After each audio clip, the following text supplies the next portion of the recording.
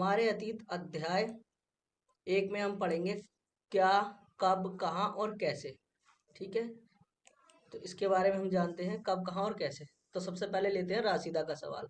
राशिदा का सवाल है, रसीदा बैठी अखबार पढ़ रही थी, अचानक उसकी निगाह एक सुर्खी पर पड़ी। 100 साल पहले। सोचने लगी कि यह कोई कैसे जान सकता है कि इतने वर्षों पहले क्या हुआ था। ठीक है, कैसे पता लगाएं इतने वर्ष पहले क्या हुआ था, कैसे पता लगाएं। ठीक है, यह जानने के लिए कल क्या हुआ था। तुम रेडियो सुन सकते हो, टेलीविजन देख सकते हो या फिर अखबार पढ़ सकते हो।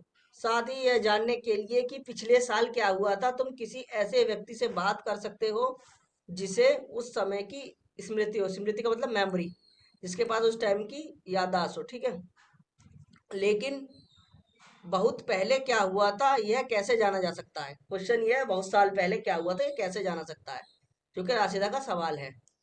ठीक है, कि पहले लोग अपने बारे में कैसे जानते थे, कैसे पता कर सकते हैं हम कि पहले के लोगों ने क्या किया था और कब किया था और कैसे किया था। ठीक है, क्या, कब, कहाँ और कैसे, इसी के बारे में हम जानेंगे। अतीत अतीत के बारे में बहुत कुछ जाना जा सकता है। ठीक है, अतीत के बारे में हम क्या जान सकते हैं। ठीक है, अतीत के बारे में बहुत कुछ जाना जा सकता है, जैसे लोग क्या खाते थे, कैसे कपड़े पहनते थे, किस तरह के घरों में रहते थे। हम आखेटकों, आखेटकों मतलब शिकारी होता है। ठीक है, पशुपालकों, कृषकों, कृषकों मतलब जो खेती किसानी करते हैं। ठीक है, शासकों, शासकों को मतलब जो शासन करते हैं। ठीक है, उनके बारे में, व्यापारियों, बिजनेसमैन, पुरोहितों, पुरोहितों जो जो मूर्ति वगैरह की पूजा करते हैं ना, वो राजपुरोहित जो होते हैं उनके बारे में। ठीक है, शिल्पकारों, शिल्पकार मतलब जो शिल्प कला के बारे में जिनको नॉलेज होती है। कलाकारों, कलाकार जैसे आजकल हम देखते हैं कि आजकल के कलाकार कैसे होते हैं, आजकल के थिएटर में, सिनेमा में। लेकिन पहले क्या कलाकार किस तरीके के होते थे, पहले कलाकार रंगमंच वाले कलाकार होते थे। संगीतकार उस टाइम भी थे, या फिर वैज्ञानिकों के बारे में यानी कि साइंटिस्ट के बारे के जीवन के बारे में जानकारियां हासिल कर सकते हैं। यही नहीं, हम यह भी जा पता कर सकते हैं कि उस समय बच्चे कौन सा खेल खेलते थे, कौन सी कहानियां सुना करते थे, कौन से नाटक देखा करते थे, फिर कौन से गीत गाते थे। ठीक है, हम ये भी पता कर सकते हैं। लोग कहाँ रहते थे। ठीक है, हाँ, मानचित्र 1 पृष्ठ नंबर 2 में नर्मदा नदी का पता लगाओ। ठीक है, कई लाख वर्ष पहले लोग इस नदी के तट पर रह रहे हैं।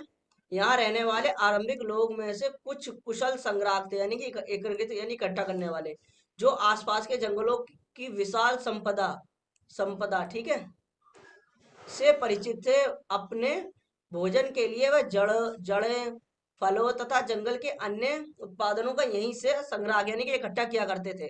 ठीक है, वह जानवरों का आखेट यानी शिकार भी किया करते थे। ठीक है, अब हम सबसे पहले नर्मदा नदी का पता लगाएंगे मानचित्र में। देखिए, मानचित्र नंबर 1 पृष्ठ नंबर 2 यानी कि पेज नंबर 2, ये रही आपकी नर्मदा नदी। ये रही, बीचों बीच में है नर्मदा नदी। ठीक है, मैंने एरो इसकी तरफ कर दिया, ये है नर्मदा नदी। यहीं कई लाख वर्ष पहले लोग रहते थे। ठीक है, अब आगे पढ़ते हैं इसी में ही। हाँ, अब तुम उत्तर पश्चिम यानी कि उत्तर पश्चिम की सुलेमान किरदर पहाड़ियों का पता लगाओ। इसी क्षेत्र में कुछ ऐसे स्थान हैं जहां लगभग 8,000 वर्ष पूर्व स्त्री पुरुष ने सबसे पहले गेहूं तथा जौ जैसी फसलों को उपजाना आरंभ किया। देखिए, इंपॉर्टेंट क्वेश्चन है एग्जाम के पॉइंट ऑफ व्यू से। ठीक है, 8,000 वर्ष पूर्व कहाँ, उत्तर पश्चिम के सुलेमान और किरदर पहाड़ियों में सबसे पहले अनाज उगाया गया। ठीक है, आप इसको नोट डाउन कर लेना, इंपॉर्टेंट क्वेश्चन है ये। ठीक है, गे, गेहूं जौ ठीक है जैसी फसलों का उपजाना आरंभ किया। उन्होंने भेड़, बकरी, गाय, बैल जैसे पशुओं को पालतू बनाना शुरू किया। ठीक है, ये भी जरूरी है कि पहले पालतू जानवर ये थे। ठीक है, ये लोग गांवों में रहते थे यानी कि लोग ग्रामीण थे। ठीक है, ये किरदर की पहाड़ी है, मैंने अरे उसकी तरफ कर दिया, ये सुलेमान की पहाड़ी है। ठीक है, उत्तर पूर्व में गारो तथा मध्य भारत में विंध्य पहाड़ियों का पता लगाओ।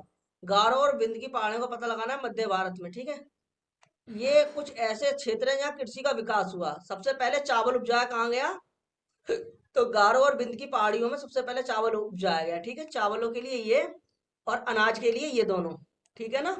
और चावल के लिए बिंद की पहाड़ियां, ठीक है। तो आगे बढ़ते हैं। मानचित्र पर सिंधु तथा इसकी सहायक नदियों का पता लगाओ। ये क्या है? ये हमारी सिंधु घाटी है, ठीक है। मैंने एरो इसकी तरफ कर दिया है। ये सिंधु घाटी है और इसकी ये सहायक नदियां, सिंधु नदी की सहायक नदियां कौन कौन सी? झेलम, चिनाब, रावी, सतलुज, व्यास, ठीक है। ये सब क्या है? सिंधु नदी की सहायक नदियां हैं, ठीक है ना।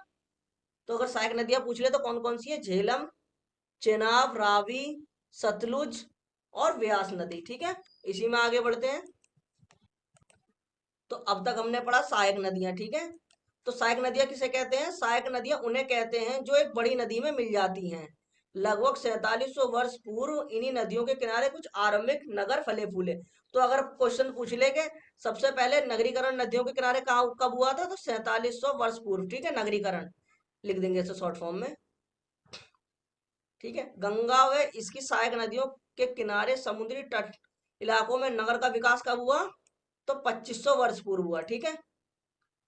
अब पूछता है क्वेश्चन, गंगा तथा इसकी सहायक नदी सोन का पता लगाओ। गंगा के दक्षिण में इन नदियों के आसपास का क्षेत्र प्राचीन काल में मगध नाम से जाना जाता था। तो मानचित्र में हमें क्या पता लगाना है? गंगा और इसकी सहायक नदियां, ठीक है। तो पता लगाते हैं। ये हमारी गंगा नदी है, ठीक है। गंगा नदी हो गई है और इसकी सहायक नदी कौन सी हो गई? सोन नदी, ठीक है। ये गंगा नदी और इसकी सहायक नदी सोन नदी हो गई, ठीक है। गंगा के दक्षिण में इन नदियों के आसपास प्राचीन क्षेत्र काल में मगध नाम से जाना जाता था। देखो मगध कहाँ के? मगध जो थी वो बिहार में है, ठीक है। बिहार में मगध है, ठीक है। इसके शासक बहुत शक्तिशाली थे और उन्होंने एक विशाल राज्य की स्थापना की। इस देश के अन्य हिस्सों में भी ऐसे ही राज्य की स्थापना की गई, ठीक है। तो सबसे विशाल राज्य की स्थापना मगध में की गई, ठीक है ना।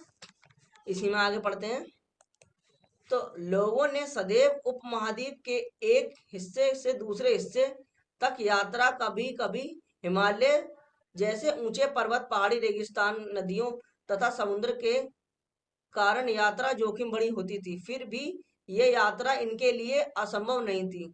अतः कभी लोग काम की तलाश में, तो कभी प्राकृतिक आपदाओं का मतलब आप समझिए, जैसे भूकंप हो गया, बाढ़ हो गया, ठीक है, सूखा पड़ गया, ठीक है। इस तरीके की प्राकृतिक आपदाएं होती हैं, ठीक है, के कारण एक स्थान से दूसरे स्थान जाया करते थे। कभी कभी सेनाएं दूसरे क्षेत्रों पर विजय हासिल करने के लिए जाती थी। जिसके अतिरिक्त व्यापारी कभी कबीले में तो कभी जहाजों में अपने साथ मूल्यवान वस्तु लेकर एक स्थान से दूसरे स्थान जाते थे। धार्मिक गुरु लोगों को शिक्षा और सलाह देने के लिए एक गांव से दूसरे गांव, एक कस्बे से दूसरे कस्बे जाया करते थे। कुछ लोग नए रोचक स्थानों को खोजने की चाह में उत्सुकतावंश भी यात्रा करते थे। देखिए रोचक स्थान, जैसे आपने सुना होगा श्वेत सॉन्ग, जो कि चीनी यात्री था, वो भारत में आया था। वो किस लिए आया था? कि रोचक स्थानों के बारे में भारत के जानने के लिए, ठीक है। तो रोचक स्थानों की चाह में, जैसे उत्सुकता वंश, जैसे उन्हें नए नए स्थानों के बारे में जानने की, उनके बारे में पढ़ने की या उनके बारे में समझने की उत्सुकता रहती थी और ये उनको अच्छा लगता था, या कह सकते हैं उनका पैशन हुआ करता था उस समय में, ठीक है। यात्रा किया करते थे। आगे पढ़ते हैं। इन सभी यात्राओं से लोगों को एक दूसरे के विचार को जानने का अवसर मिलता था। देखिए आजकल के टाइम में क्या है, लोग यात्रा आजकल के टाइम में भी करते हैं। लोग ब्लॉगिंग के माध्यम से एक स्थान से दूसरे स्थान के ब्लॉगिंग के माध्यम से करते हैं, जो एक दूसरे के विचार जानते हैं, ठीक है। उस समय में क्या होता था? उस समय में लोग यात्रा पर निकल पड़ते थे, ठीक है। वो एक देश से दूसरे देश की या एक स्थान से दूसरे स्थान के विचार, ठीक है, उनके भावनाओं के बारे में वो जाना करते थे उस समय में भी, ठीक है। आगे बढ़ते हैं।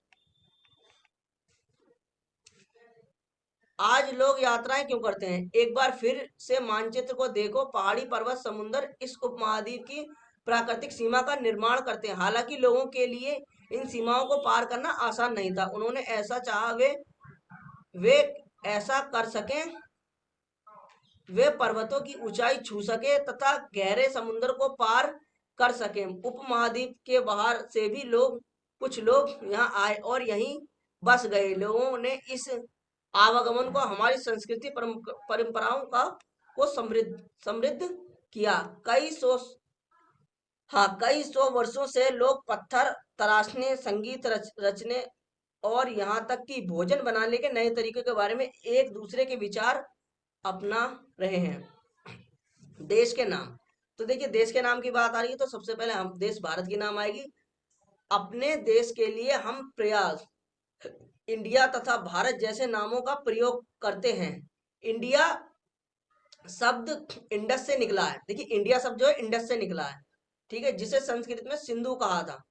संस्कृत में सिंधु कहा गया था और इंडिया इंडिया शब्द इंडस से निकला था।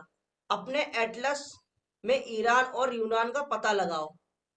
ईरान और यूनान का पता लगाओ। लगभग 2500 वर्ष पूर्व उत्तर पश्चिम की ओर से आने वाले ईरानी यूनानियों ने सिंधु को हिंदूस अथवा हिंदोस और इस नदी के पूर्व स्थित भूमि प्रदेश को इंडिया कहा है। तो 2500 वर्ष पूर्व उत्तर पश्चिम की ओर से आने वाले ईरानियों और यूनानियों ने सिंध को हिंदूस अथवा हिंदूस इस नाम नदी के पूर्व स्थित भूमि प्रदेश को इंडिया कहा है, ठीक है। भारत नाम का प्रयोग उत्तर पश्चिम में रहने वाले लोगों के समूह के लिए किया जाता था। भारत नाम का किसके लिए किया जाता था? उत्तर और पश्चिम में रहने वाले लोगों के लिए। इस समूह का उल्लेख संस्कृति की आरंभिक लगभग 3500 वर्ष पुरानी है। संस्कृति की आरंभिक कितनी पुरानी है? 3500 वर्ष। कीर्ति ऋग्वेद में भी शामिल है। इसकी कीर्ति किसमें शामिल है? ऋग्वेद में भी। बाद में इसका प्रयोग देश के लिए होने लगा, ठीक है ना। बाद में इसका प्रयोग किसके लिए होने लगा? देश के लिए। अब लेते हैं राशिदा का सवाल, ठीक है। तो देखिए, अतीत के बारे में कैसे जानें। देखिए, अतीत की जानकारी हम कई तरीके से प्राप्त कर सकते हैं। इसमें से एक तरीका अतीत में लिखी गई पुस्तकों को ढूंढना और उन्हें पढ़ना, ठीक है। ये तो एक तरीका हो गया। ये पुस्तकें हाथ से लिखी होने के कारण पंडुलिपि कही जाती थी। अंग्रेजी में पंडुलिपि के लिए प्रयुक्त होने वाला शब्द क्या होगा? मैन्युस्क्रिप्ट शब्द, लैटिन शब्द मेन्यू, जिसका अर्थ हाथ से लिखना, ठीक है। ये पंडुलिपियां प्राय ताड़ पत्रों अथवा हिमालय क्षेत्र में उगने वाले भुर्ज नामक पेड़ की छाल से विशेष तरीके से भोजपत्र पर लिखी जाती थी, ठीक है। आगे पढ़ते हैं, ठीक है। इतने वर्षों में कई पंडुलिपियों को कीड़ों ने खा लिया तथा कुछ नष्ट कर दी गई, ठीक है। फिर भी ऐसी कई पंडुलिपियां आज भी उपलब्ध हैं, ठीक है। प्राय से ये पंडुलिपियां मंदिरों, बिहारों का मतलब रहने का स्थान, ठीक है, में प्राप्त होती हैं। इन पुस्तकों में धार्मिक मान्यताओं व व्यवहारों, राजाओं के जीवन, औषधियां मतलब दवाइयां, ठीक है, तथा विज्ञान, साइंस कहते हैं विज्ञान आदि शब्द प्रकार के विषयों की चर्चा मिलती है। इनके अतिरिक्त हमारे महाकाव्य, कविताएं तथा नाटक में भी इनमें कई संस्कृत में लिखी हुई मिलते हैं, ठीक है। जबकि अन्य प्राकृत और तमिल में है, ठीक है। अन्य किस भाषा में? प्राकृत भाषा और तमिल भाषा, ठीक है। प्राकृत भाषा का प्रयोग आम तौर पर लोग करते हैं, जैसे हम लोग आमतौर पर बोलते हैं।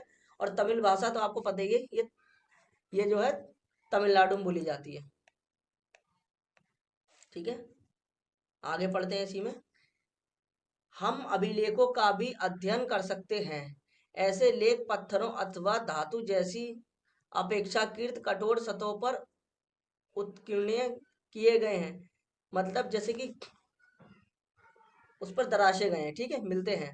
कभी कभी शासन अथवा अन्य लोग अपने आदेशों को इस तरह उत्कृष्ट करवाते थे कि लोग उन्हें देख सकें, पढ़ सकें तथा उनका पालन कर सकें। जैसे कि मान के चलिए, अब गवर्नमेंट क्या करती है? गवर्नमेंट या फिर कोई भी नेता जो भी होता है, वो अपना मैनिफेस्टो जारी कर देता है, अगर पॉलिटिकल पार्टी से है तो।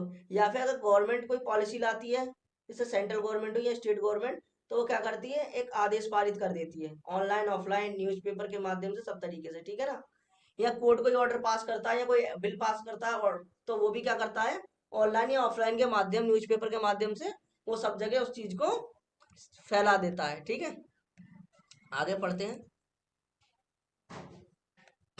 कुछ अन्य प्रकार के अभिलेख भी मिलते हैं, जिनमें राजाओं तथा रानियों सहित अन्य स्त्री पुरुषों का अपने कार्यों का विवरण उद्धृत करवाए हैं। उदाहरण के लिए, ठीक है, प्रायण शासन लड़ाइयों में अर्जित विजयों का लेखा जोखा रखते थे। यानी कि अब पढ़ते हैं इंपॉर्टेंट चीज, ठीक है। तो देखिए, ये आप नोट डाउन कर लेना। देखिए, लगभग 2250 वर्ष पुराना यह अभिलेख वर्तमान अफगानिस्तान के कंधार से प्राप्त हुआ, ये वाला, ठीक है, जो आपको डिस्प्ले में दिख रहा है, ये वाला अभिलेख, ठीक है। ये कहाँ से प्राप्त हुआ है? ये हुआ है अफगानिस्तान के कंधार से प्राप्त हुआ है, ठीक है। आगे पढ़ते हैं इसी में। अशोक नामक शासक के आदेश पर लिखा गया था। यह किसके आदेश पर लिखा गया था? अशोक नामक शासक, ठीक है। इस शासक के विषय में तुम अध्याय 8 में पढ़ोगे, ठीक है। जब हम कुछ लिखते हैं तब हम किसी लिपि का प्रयोग करते हैं। लिपियां अक्षरों अथवा संकेतों से बनी होती है। लिपियां किससे बनी होती है? अक्षरों और संकेतों से। यानी कि संकेत मतलब आप उसको सिग्नल सोच सकते हो, ठीक है। जब हम कुछ बोलते हैं अथवा पढ़ते हैं तब हम एक भाषा का प्रयोग करते हैं। यह अभिलेख इस क्षेत्र में प्रयुक्त होने वाली यूनानी तथा अरामिक अरामिक, ठीक है, नामक दो विभिन्न लिपियों भाषाओं में है, ठीक है। पहली यूनानी और दूसरी अराबिक। देखिए, इसमें लिखा है, बाएं एक प्राचीन नगर से प्राप्त हुआ पात्र। इस तरह के पात्रों का प्रयोग 4700 वर्ष पूर्व होता था। यानी कि 4700 वर्ष पूर्व होता था। दाएं एक पुराना चांदी का सिक्का है, ठीक है। चांदी का सिक्का कौन सा है? तो ये है वो चांदी का सिक्का, ठीक है। ये है जिसके साथ मैंने एरो किया है, ये एक चांदी का सिक्का है, ठीक है। आगे पढ़ते हैं इसी में। इस तरह के सिक्कों का प्रयोग लगभग 2500 वर्ष पूर्व होता था। हमारे द्वारा आज प्रयोग लाए जाने वाले सिक्कों में यह सिक्का कैसे भिन्न है, ठीक है। इसका पता लगाना, ये सिक्का कैसे अलग है। भिन्न का मतलब अलग है, जो आज यूज हो रहे हैं सिक्के, ठीक है। आगे पढ़ते हैं। तथा सिक्कों की प्राप्ति के लिए छानबीन तथा खुदाई भी करते हैं। इनमें से कुछ वस्तुएं पत्थर की पकी मिट्टी तथा कुछ धातु की बनी हो सकती हैं। ऐसे तत्व कठोर तथा जल्दी नष्ट ना होने वाले हैं, ठीक है। पत्थर और धातु क्या है? जल्दी ना तो नष्ट हो सकता, ठीक है। ये इतने कठोर तत्व हैं। पुरातात्विक जानवर, चिड़ियाओं, मछलियों की हड्डी भी ढूंढते हैं। इनमें उन्हें यह जानने की मदद मिलती है कि अतीत में लोग क्या थे। वनस्पतियों के अवशेष बहुत मुश्किल से बचे पाए हैं। यदि अन्न के दाने अथवा लकड़ी के टुकड़े जल जाते तो वह जले हुए रूप में बचे रहते हैं। क्या पुरातत्वियों को बहुंदा कपड़ों के अवशेष मिलेंगे? तो आगे इसी में पढ़ते हैं ये चीज। तो देखिए, पहला है हमारा पांडुलिपियां, ठीक है। पांडुलिपियों अभिलेख तथा पुरातत्व के ज्ञान की जानकारी के लिए इतिहास स्त्रोत शब्द का प्रयोग करते हैं। इतिहासकार उन्हें कहते हैं जो अतीत का अध्ययन करते हैं। इतिहासकार किसे कहते हैं? जो अतीत का अध्ययन करते हैं, ठीक। स्त्रोत के प्राप्त होते ही अतीत के बारे में पढ़ना बहुत रोचक हो जाता है, ठीक है। मतलब स्त्रोत प्राप्त होते ही अतीत के बारे में पढ़ना बहुत रोचक हो जाता है, ठीक है। क्योंकि इन स्त्रोतों की सहायता से हम धीरे धीरे अतीत का पुनर्निर्माण करते हैं। यानी कि हम कह सकते हैं कि दोबारा हम इसका निर्माण कर सकते हैं कि हमारे अतीत में क्या क्या था, ठीक है। अतः इतिहासकार तथा पुरातात्विक उन जासूसों की तरह हैं जो इन सभी स्त्रोतों का सुराग के रूप में कर अतीत के बारे जानने का प्रयास करते हैं, ठीक है। जासूसों की तरह, जैसे कि मान के चलिए वस्तुओं से या फिर चीजों से या फिर स्थानों से, ठीक है। क्या अतीत एक या अनेक? क्या तुमने इस पुस्तक के शीर्षक हमारे अतीत पर ध्यान दिया, जहां अतीत शब्द का प्रयोग बहुवचन के रूप में किया गया? हाँ, देखिए, अतीत, क्योंकि अतीत का शब्द बहुवचन के रूप में किया गया है, बिल्कुल ठीक बात है। आगे बढ़ते हैं।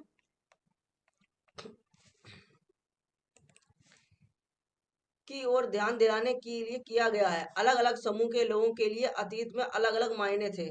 उदाहरण के लिए पालकों अथवा कृषकों का जीवन राजाओं तथा रानियों के जीवन से तथा व्यापारियों का जीवन शिल्पकारों के जीवन से भिन्न था, ठीक है। राजा रानी का जीवन किससे भिन्न था? व्यापारियों से, ठीक है। व्यापारियों का जीवन किससे भिन्न था? शिल्पकारों से। अलग अलग था, ठीक है।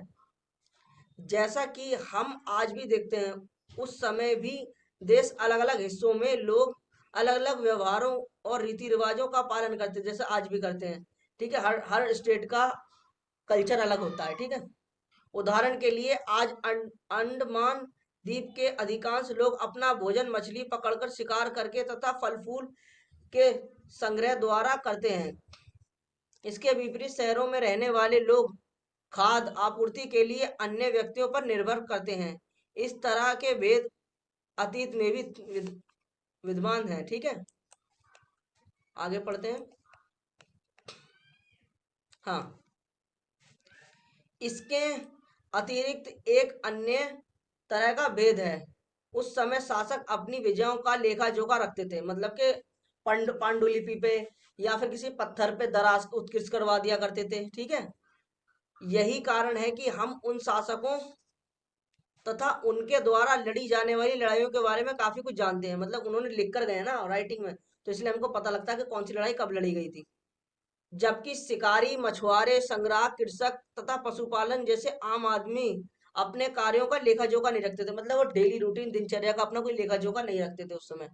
पुरातत्व की सहायता से हमें उनके जीवन को जानने की मदद मिलती है। जैसे पुरातत्व यानी कि आर्कियोलॉजी का आप समझ सकते हैं, जैसे खुदाई के दौरान पता लग गया या कोई पुरानी वस्तु मिल गई उससे पता लग गया। ठीक है, हालांकि अभी भी इनके बारे में बहुत कुछ जानना शेष है, मतलब बहुत कुछ अभी जानना बाकी है। ठीक है, अब जानते हैं तिथियों का मतलब। ठीक है, अगर अगर कोई तुमसे तिथि के विषय में पूछे तो तुम शायद उन दिनों, तारीख, महावर्ष जैसे कि 2000 या इसी तरह का कोई और वर्ष बताओगी।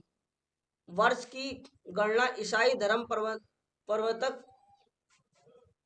प्रवर्तक ईसा मसीह के के जन्म की तिथि से की जाती है। अतः 2000 वर्ष कहने का तात्पर्य ईसा मसीह के जन्म के 2000 वर्ष से है। ईसा मसीह के जन्म के पूर्व की सभी तिथियां ईसा पूर्व कहलाती हैं। ठीक है, ईसा पूर्व का मतलब होता है ईसा मसीह के जन्म से पहले या ईसा से पहले। ठीक है, इस पुस्तक में हमें 2000 को अपना आरंभिक बिंदु मानते हुए वर्तमान से पूर्व की तिथियां उल्लेख करेंगे। ठीक है, 2000 वर्ष से पहले और अब तक की तिथि का हम पूरा उल्लेख करेंगे। ठीक है, ये इतना इंपॉर्टेंट नहीं है एग्जाम के पॉइंट ऑफ व्यू से, तो हम आगे पढ़ेंगे। जैसा कि हमने पहले पढ़ा, अभिलेख कठोर सतहों पर उत्कृत करवाए जाते थे। कठोर कठोर सतह जैसे पत्थर हो गया, पहाड़ हो गया, इन सब पे। ठीक है, इनमें से कई अभिलेख कई सौ वर्ष पूर्व लिखे गए हैं, जैसे पांडुलिपियां हो गई। ठीक है, सभी अभिलेखों में लिपियों और भाषाओं का प्रयोग हुआ है, यानी कि भाषा और लिपि। ठीक है, समय के साथ साथ अभिलेखों में प्रयुक्त भाषाओं तथा लिपियों में बहुत बदलाव आ चुका है। ठीक है, आजकल क्या है, इंग्लिश, हिंदी, संस्कृत, इंडिया की बात करें तो 22 लैंग्वेज है। ठीक है, विद्वान ये कैसे जान सकते हैं कि क्या लिखा था। ठीक है, इसका पता अज्ञान लिपि का अर्थ निकालने की प्रक्रिया द्वारा लगाया जा सकता है। ठीक है, इस प्रकार से अज्ञान लिपि को जानने की एक प्रसिद्ध कहानी उत्तरी अफ्रीकी देश मिस्र से मिलती है। लगभग 5000 वर्ष पूर्व यहाँ राजा रानी रहते थे। आओ याद करें। ठीक है, इसको सॉल्व करते हैं। नर्मदा नदी के घाटे क्या था, आखेटक तथा संग्रहण। ठीक है, पहला बड़ा नगर कौन सा हुआ, तो मगध हुआ। ठीक है, पहला बड़ा नगर। ठीक है, और गारो की पहाड़ियां क्या थी, आरंभिक कृषि से संबंधित, आरंभिक कृषि यहाँ से शुरू हुई। ठीक है, और गंगा नदी की घाटी लगभग 2500 वर्ष पूर्व के नगर। ठीक है, सिंधु तथा इसकी सहायक नदियां प्रथम नगर। ठीक है, हमने इसको सॉल्व कर लिया है। ठीक है, अब आगे हम क्या करते हैं, महत्वपूर्ण तिथियों के बारे में जानते हैं। ठीक है ना, तो महत्वपूर्ण तिथियां क्या हो गई हमारी, ये हो गई। तो देखिए, कृषि का आरंभ कब हुआ था, 8000 वर्ष पूर्व। सिंधु सिंधु सभ्यता के प्रथम नगर कौन थे, 4700 वर्ष पूर्व। ठीक है, गंगा घाटी के नगर मगध का बड़ा राज्य कब बना, तो वो बना 2500 वर्ष पूर्व, वर्तमान लगभग 2000 वर्ष पूर्व। ठीक है, हमने इसको अभी सॉल्व कर लिया है। आगे पढ़ते हैं कुछ उपयोगी शब्द। ठीक है, जो प्राचीन समय में बोले जाते थे। ठीक है, आपको पता है यात्रा ट्रेवलिंग, ठीक है, पांडुलिपि, ठीक है, ये भी हमने इसके बारे में पढ़ा। अभिलेख, ठीक है, पुरातत्व इसके बारे में हमने पढ़ा। इतिहासकार इसके बारे में भी। स्त्रोत और अज्ञान लिपि का अर्थ निकालना। ठीक है, तो इसी के साथ ये वाला चैप्टर हमारा समाप्त होता है। मिलते हैं नेक्स्ट चैप्टर में, तब तक के लिए हमारे चैनल को सब्सक्राइब करें, वीडियो को लाइक करें और कमेंट में बताएं आपको हमारे अतीत फर्स्ट क्लास कैसी लगी।